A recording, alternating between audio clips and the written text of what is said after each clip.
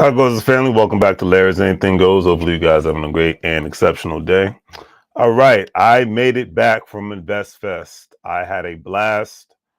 It was great, and I'm definitely going back again next year. I'm going to be talking about Invest Fest and all the great stuff that happened. If you do not know who or what Invest Fest is, it basically owned and managed and operated by Earn Your Leisure University, known as EYL University. Troy and Rashad, two guys who started off their podcast in their living room in New York City, and now it's one of the biggest shows, broadcasts, podcasts in the world. And they have been beating down the freaking the statement and the subject matter and the message of economics, investments, togetherness, insurance, the whole nine, business, owning businesses, even being a part of crowdfunding and things of that nature. I learned a lot, and I wasn't even able to soak up everything because it was so, the Saturday and Sunday was such the long days, because Friday was a free day.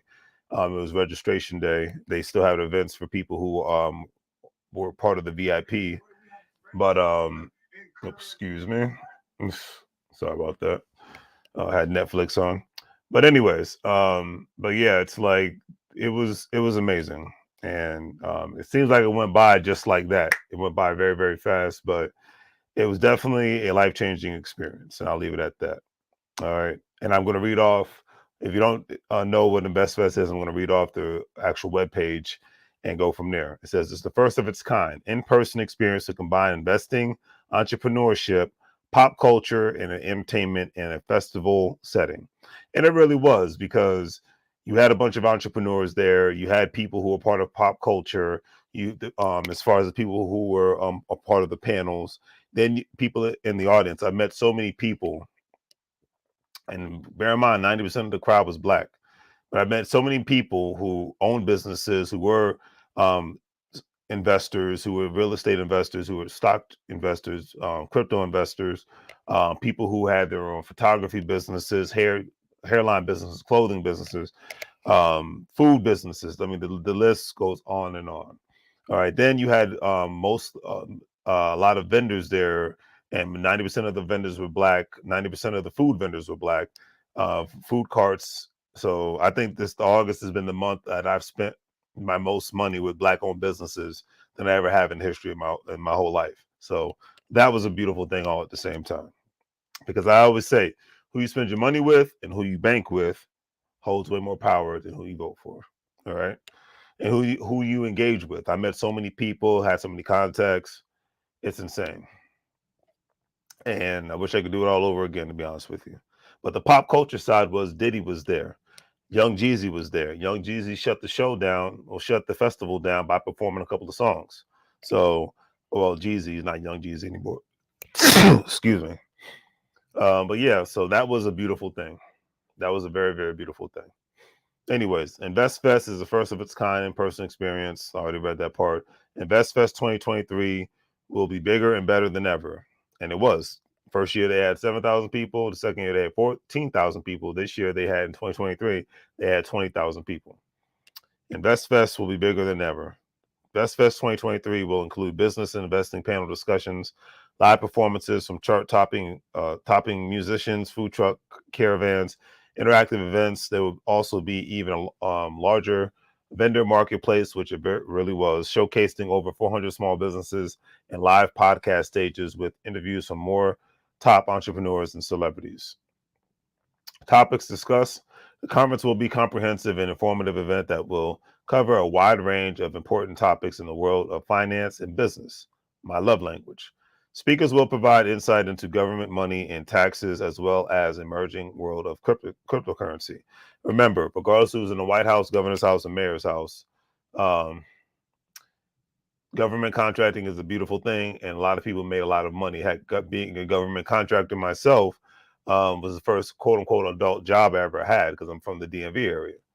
And a lot of the federal government, state government, and local city and county government, I always say this, they make people into millionaires and billionaires, because just ask Elon Musk whether you agree with him or not. If it wasn't for the federal government, Elon Musk wouldn't even be where he's at.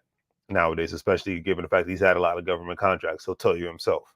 So a lot of people with the anti-government rhetoric, these are the main people that make money off of the government on a regular basis. But I'm just saying, I digress.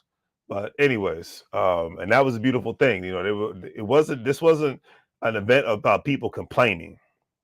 This wasn't an event about people always talking about the problems. This was an event talking about a little bit of the problems that happen, especially within the Black community, and what are the economic solutions.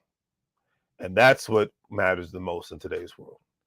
With inflation on high, I don't care what state you live in, the cost of living has gone up tremendously. If you're not surrounded by people who are talking about economics or growing their income, making themselves more better, owning businesses, investing their money, then you're around the wrong people. I don't care what state you are. I don't care what your background is, sexual orientation. You are around the wrong people. I'm not a fan of this industry, but one thing I can respect about the sex industry workers is they're talking about how they're going to get their money. So they're about getting it. And you got to be around people who's about getting it. And the way that they get it, for the most part, is legal. So is it moral? No. But could it be considered unethical? Absolutely. But they're getting their money. And they're around other people talking about how they're going to get it. And they're collabing with other people talking about how they're going to get it. And if you're not surrounded by people that are talking about things like that, then you are wasting your freaking time. You know more about sports and politics and pop culture than you know about how to be able to invest your money and increase your income. You are heading towards becoming a all-out loser in 2023 moving forward. I said it and I'll continuously say it to the day I freaking die. It's cool to be into pop culture. It's cool to be into sports and entertainment. However, know a little bit about that and a whole lot about economics and investing and increasing your income and increasing your value. Had to say it. Anyways, discussions on stocks, real estate, insurance, and estate planning was also discussed on the agenda, with experts sharing their knowledge on these important aspects of financial planning and valuable insights into how to grow and promote their businesses. And it was a beautiful thing. It was from August 25th to August 27th, and it's August 31st. So today's the last day of the month of August, and it was a beautiful sight to see. And it killed a lot of the, I like to call, stereotypes about the Black community, in regards to we will only get together in unison when it comes to entertainment. But majority of InvestFest was not entertainment. It was all about the economics. And the beautiful thing is the younger generation. There were so many younger people there. There were families there. People brought their kids there. There was one young lady, I held the door for her. She was there by herself with her baby. When I was heading to the food trucks, so we had to open the door, and I noticed that she was in front of me. I jumped in front of her to open the door so her and her baby could, get out of the building. But this young lady was there with her child. Another young lady was there with her. Looked like her daughter might have been 6 or 7 years old. Another family, a lot of families, couples were there with their children. One gentleman, he was there with his older son, who was about 16 years old. He said he wished he could have brought his 21-year-old or his 19 or 20-year-old, but he was in college. So, school comes first.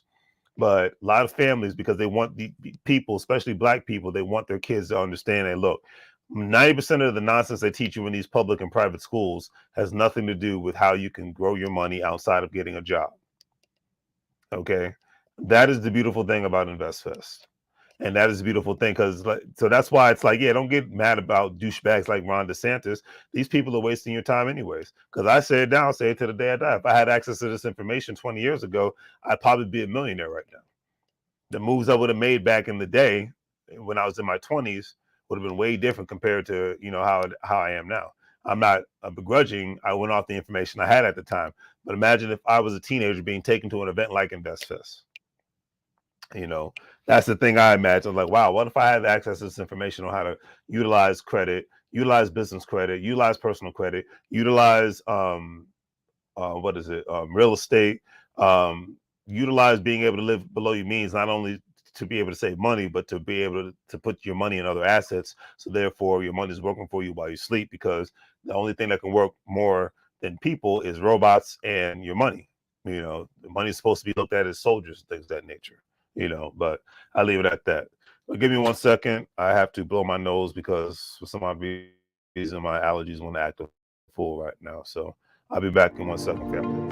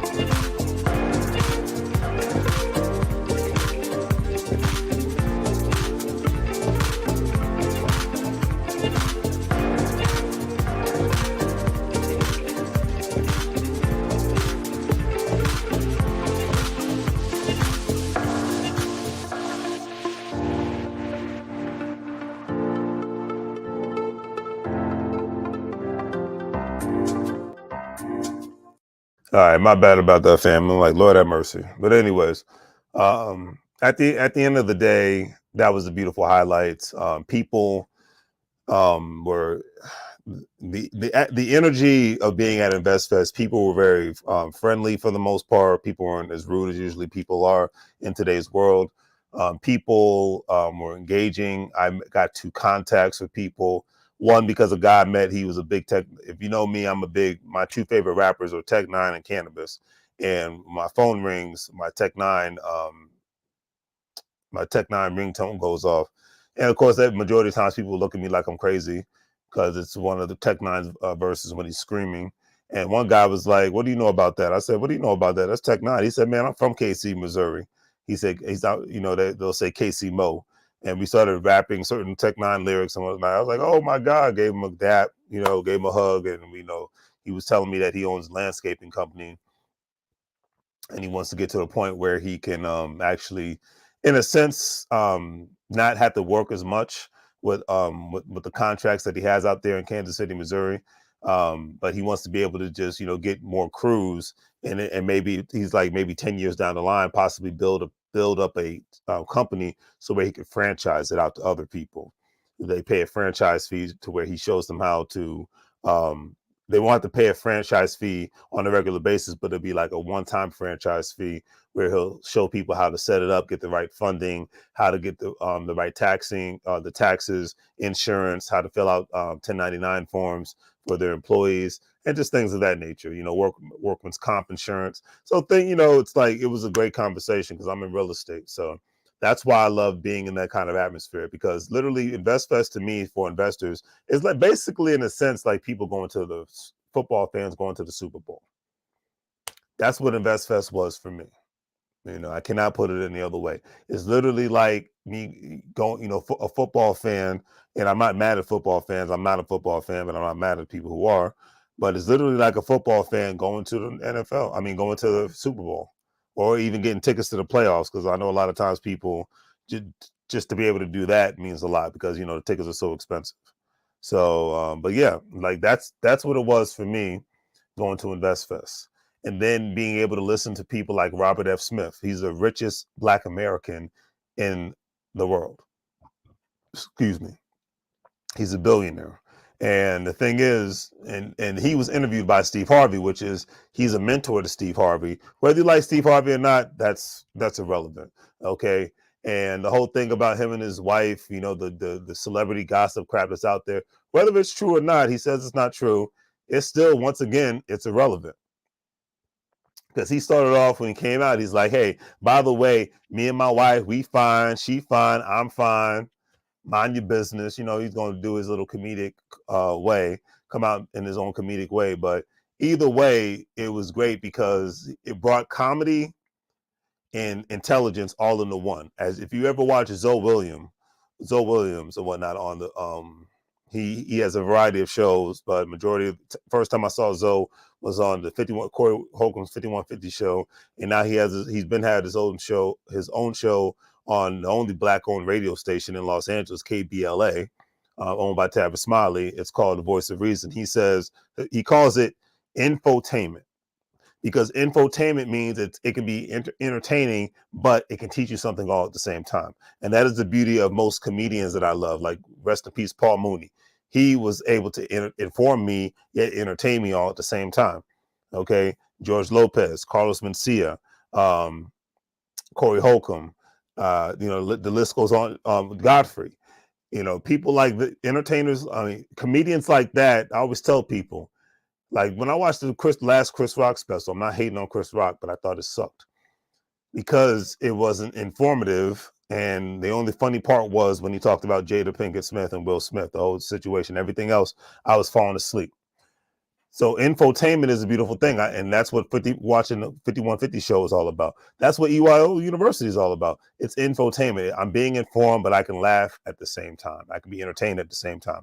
And at this point in my life, I can say I love infotainment more than anything else, and that's why I watch YouTube videos more than anything else, because it's informative, but yet it can be entertaining all at the same time. All right.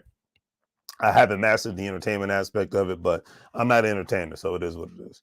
But that was the beautiful thing, like being able to listen to Diddy, listen to Robert F. Smith, because Robert F. Smith is, if you don't know, he's a venture capital. I didn't even know about who he was until he paid off the debt for all the graduates of Morehouse College back in 2019. I remember making a video about it back in 2019.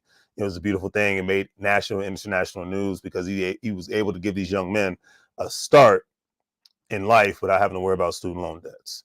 So that was a beautiful thing.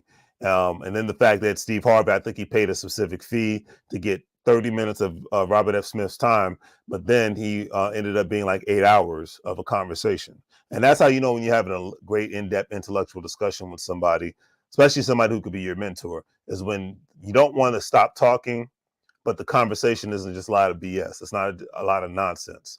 It's actual great information. You're engaging, you're learning, you're learning how to shut up and just listen. Take notes, mental notes, physical notes, whatever the case may be. Record the conversation if you have to. Those, as a grown man, those are my favorite kind of conversations.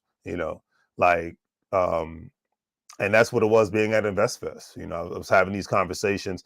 I wasn't just sitting, because I do stuff by myself a lot of times. So I wasn't just sitting by myself in a corner because I'm antisocial anyways. I was constantly engaging people, asking people. I wish I had enough business cards.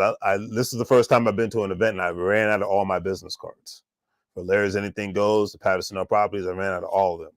Didn't bring enough. Next time I'll make sure I bring 2 boxes of each, because that was the kind of energy that was there, And even when I can be socially awkward at times, but I just said the heck with it. Especially like when I saw somebody who had a shirt on that I like a guy says, he was like, I think it was Mike the mortgage guy or Mike the mortgage man.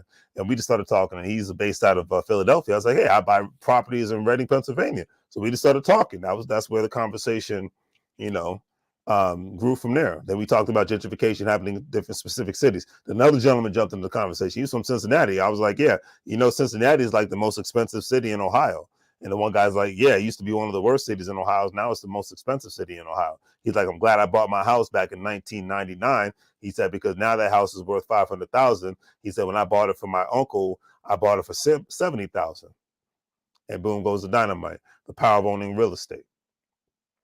I grew up outside of DC. If I would have bought my first home in DC when DC was really, really crime ridden and whatnot for $500,000, that house would probably be worth $1 million to $2 million. Now, I'm not a economist or whatnot, but the math is definitely, as they say, the math is mathing when you almost doubled your investment. Okay, I'm just saying, but it was a beautiful thing. It was a beautiful thing. Jeezy had a conversation about his different businesses that he owned, how some worked, some didn't work, I think he had to shut down one of his restaurants or his restaurant in Atlanta because he owned it for a minute, and then nobody knew that he owned it. And then as soon as people found out he owned it, unfortunately, the ghetto birds decided to come circle around the restaurant, hang out, and act a fool and ruined it. And I think he either had to shut it down or he had to get like kind of like the turkey leg cut. He had to get more security and whatnot. Because I've noticed like the last 2 times I've been at the turkey leg cut, they have private security and they have actual city of Houston police officers moonlighting because they want to make sure that nobody's acting a fool. They even have a strict dress code because sometimes, unfortunately, and when people go to black businesses, they think they should be able to just roll out of bed and go in there in the bonnet with the house slippers on and the pajamas on. And I'm just like, I don't understand this era of not caring what you look like. I I don't like, and I'm not even a pretty boy. I'm a decent person, but even when I leave the gym, I don't like being in my sweaty clothes too long. It's like the only place I stop is like the grocery store. That's it, or to get gas if I have to. But I'm not gonna leave the gym and go out on a date. I'm not gonna leave the gym and go to a business meeting all sweaty and looking nasty. And that's go to a restaurant or whatnot. But that's the era that we live in. A lot of people just don't care how they look. I don't care what race they are, what state you live in. A lot of people just don't care. The roll out of bed look is in a big, big, big way. Have some class. But I know everybody's definition of class is different, but my definition of class is look clean and look presentable. Crazy concept, could work. I don't know, but I'll leave it at that. But that was another great thing. Being able to listen to actual certified economists like Kathy Lee, various other people. I forgot their names, but they gave out a lot of great information on specific stocks. Isaac Hayes' son. This is the first time I'm going to do this at the end of the month of September. He owns a platform called Fanbase. So it is basically a black-owned version of Instagram. Now I forgot I had signed up for an account with it because I go out of my way to support black-owned businesses as much as possible because I like to practice what I preach. But he was talking about how it's a private company now. So if he gets it to the point where he takes it public, it can be very, very lucrative. Now I'm not giving out investment advice. All I'm saying is check out Isaac Hayes and the platform and go from there. Isaac Hayes' son, and go from there. He owns Fanbase, which is another app. It's a black-owned version of Instagram. All right, Fanbase. But anyways, and the beautiful thing about Fanbase is you can actually make money off of people liking your content. So if your content's actually good, they could actually pay a fee. It's kind of like on Facebook. If people give you stars, that means they'll give you money. Or I don't know if they still do that on Instagram, where you could buy a badge and then you get a certain percentage off of the badge and whatnot. It's kind of like another version of a super chat, like you see on YouTube. But anyways, I digress. But either way, the moral of the story is a lot of times people become rich by being an investor in various different other ways. For example, if we knew how big Google and Facebook was going to be, and all these other various different social media platforms were going to be, and we knew that, and they were doing actual crowdfunding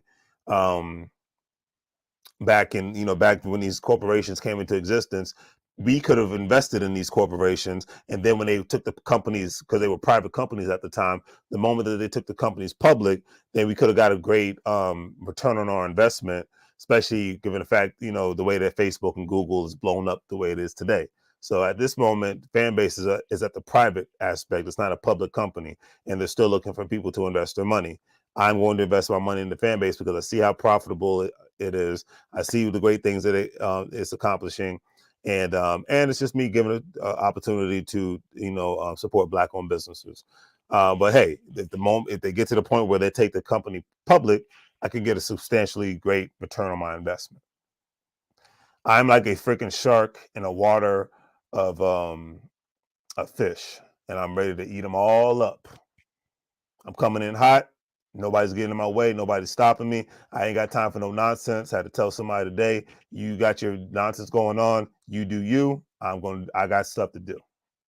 So, especially for the men in my life, friends, family, if you're not talking about business and investments, leave me the hell alone unless it's like a family emergency. That's where I'm at with it. Hitting the ground running. I needed, like, it was literally an adrenaline shot being in Atlanta and being at EWEBULL University. Because the only fun I had in Atlanta it was fun being at the event, but the only fun I had was seeing Brubman from Martin the Show from the Fifth Flow. And that was just, I got a random email from the Atlanta Underground Comedy Theater that he was there. I was like, oh snap! So I paid $40 and I went to go see him. He was only 10 people in the audience, but that was good enough for me. I was able to sit in the front seat, sit in the front row. So, but outside of that, I was at the George Congressional Center, and it was a beautiful center, great people. Thank you to the people that worked there. I'm glad that no violence popped off. I'm glad that everybody was just for the most part chill. You know, like I got my steps in. Like I worked out one day in Atlanta, but it felt like I was working out on Saturday and Sunday. When I got back home from the event on Monday, I had to take a nap. I was exhausted, but it was a great freaking exhausted. It was a great freaking thing because and I took a lot of notes, and between the crowdfunding, learning more about how to get access to business, not only just business credit, but getting access to funding with certain banks, learning more and more how to utilize private, commercial and credit unions and things of that nature. So, and even not only just that, it sparked the mind because a lot of people, what they do for a living is they do private coaching for entrepreneurship. They do life coaching, things of that nature. And a lot of times I give people a lot of advice, um, and break things down. And it hit me at the moment when I was coming back from the airport. A Uber driver picked me up, and we literally talked from the airport all the way back to my house about business and economics. And he told me, when I've said this before, I'll say it again. He told me that as I was talking, he says I actually sounded like a motivational speaker. I was like, wow, I never thought of myself as being a motivational speaker. I just like to talk about, this is the subject matters that I'm passionate about, economics, not because I'm trying to floss or I try to think I'm better than anybody, but it's just because I know that, especially in today's economy, those who are increasing their value, those are who are increasing their income, those who are saving money, and those who are investing their money, and those who are owning businesses are going to be the winners in this economy and tomorrow's economy, regardless of who's sitting in the White House, governor's house, and mayor's house. Okay, those who know more about this information in regards to how to utilize a house hacking, which involves you buying a house, renting your rooms out, and then let a year go by. You can take out equity from that house, or you could just utilize the money that you've saved from not having to pay your mortgage because your roommates paid your mortgage, and then buy another house. All right. A lot of people do the house hacking strategy on a regular basis. Then talking about opening up a business, even if you are a self-employed person, like the gentleman who I was talking to. I think his name is Omar or Sabi. Yeah, Omar. Yeah. Because he's from Pakistan. I'm like, hey, you're a self-employed person. I think you should look into getting your own S corp so you can get access to some business capital, and then you'll be able to get more tax write-offs and things of that nature, especially with your car payment, your gas, your mileage, your wear and tear on your vehicle. Be able to get a business gas card like I have, be able to utilize that. Things of that nature. And that's what we were talking about. And he was talking about, yeah, I got this place. I want to do an Airbnb. I want to buy a house. I was like, and that's how we were talking about house hacking and things of that nature. The whole ride down. He actually subscribed to my channel because of the conversation we was having. He's like, well, what are you talking about? I said, this is what I talk about majority of the time, because this is the information that matters. And there's always so much more information to learn. And that's why I went to InvestFest, because there was much more information to learn. You had the reparations panel. You had like I said, Diddy speak in regards to, hey, letting everybody know, hey, stop letting the media fool you. He's like, no one's coming to save you. So if you're not trying to increase your value, and if you're not surrounding yourself and trying to operate your friends and family as a corporation, then you are severely going to be screwed, regardless of who's in the White House, governor's house, and mayor's house. And I'm just like, and I said this all the time, and he said it, and Diddy's a billionaire, so you ain't got to take it from me.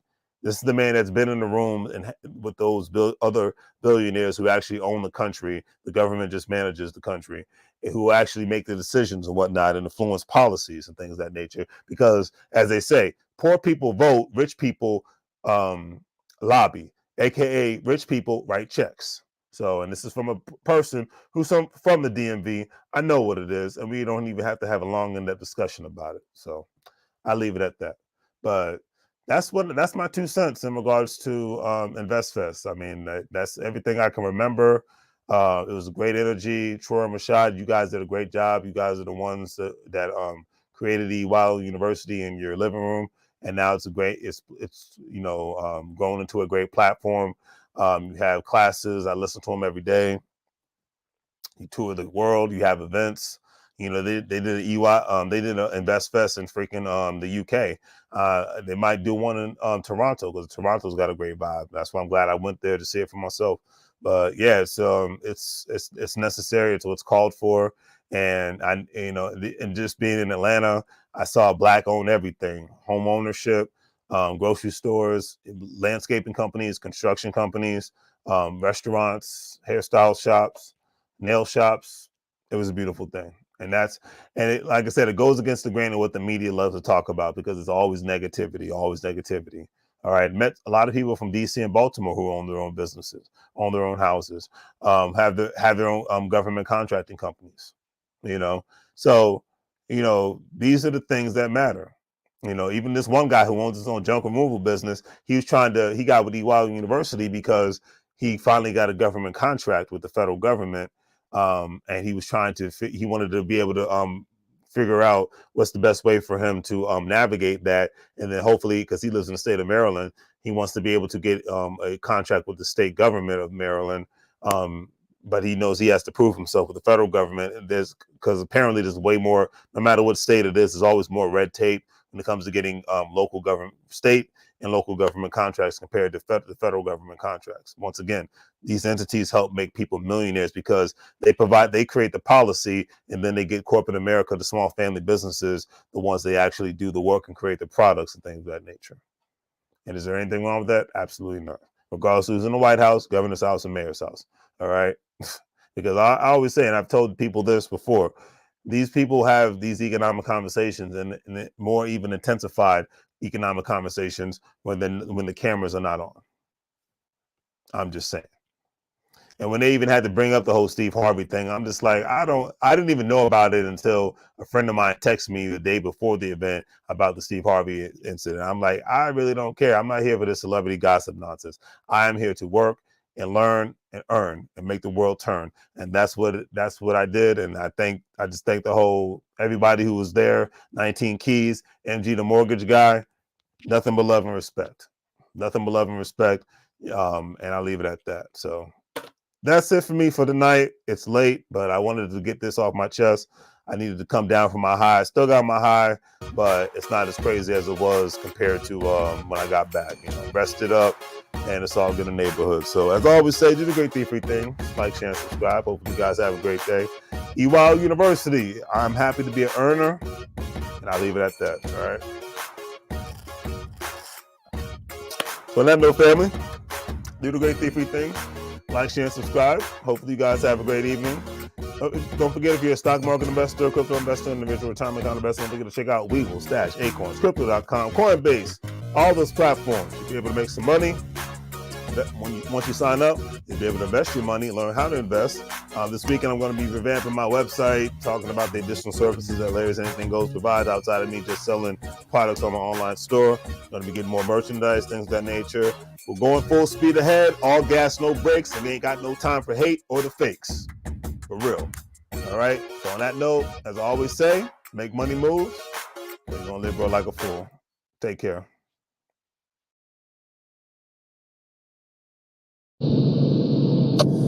Mike, now.